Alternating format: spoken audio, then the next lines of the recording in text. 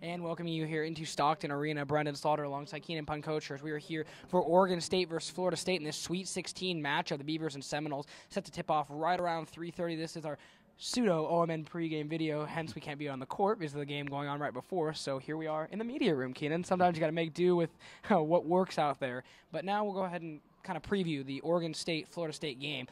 Oregon State and Florida State, very similar teams. Both did really well in their respective conferences this year. Florida State did very well in the ACC, really only to Notre Dame in that conference. Oregon State won the Pac-12, and then Stanford won the Pac-12 tournament. Two teams that play really great, but the difference is, Keenan, Florida State wins with offense. Right. Oregon State wins with defense. This is that age-old battle, offense versus defense. Who do you think has the advantage? Absolutely. And you look at this resume, there's not a lot of things that Florida State does wrong. I kind of draw parallels to when we were prepping for the Stanford game. Yes. And not that Florida State's quite to that level, but Florida State's talented in a lot of things they do. They hit the three well. They defend at an okay rate, but like you said, the Beavers, they're a much better defensive team, and I kind of feel like a broken record, but that's what's going to carry them through this game today. And if they want to have that edge, they're going to have to play solid defense.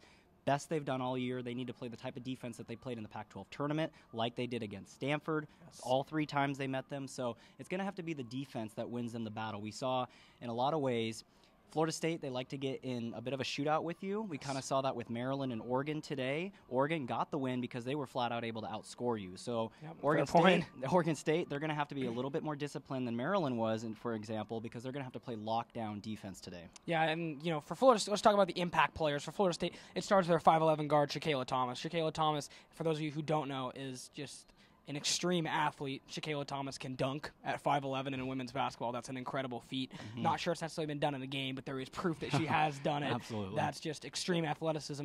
I think she leads the way for the Seminoles. For Oregon State, it obviously starts with Sydney Wiese. Sydney Wiese really struggled in the tournament so far, Keenan. Do you think she finds her groove?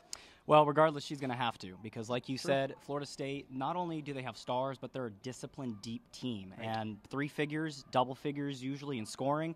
Oregon State doesn't have that. Oregon State, 9 points from Marie Gulich, maybe 8 here and there from Michaela Pivic, 7 maybe from other players. Yes. So someone else is going to have to step up in a big way. We saw Gabby Hansen step up in a big way in the first 2 rounds, especially against Creighton. So she's going to have to do that again. But like you said, Sydney Wiese has got to come out of this slump because she's playing really just atypically for her. She does not shoot the ball the way she's been shooting very regularly. We just see the shots are there, but they're not quite going in. And so today, whether it's luck, karma, whatever it is, she's going to have to shoot her way out of that because really, we're in the Sweet 16 now. Things are getting a lot tougher. Yeah, absolutely. And, obviously, other Pac-12 teams today, UCLA fell to UConn, Oregon advanced, and now Oregon State here as well.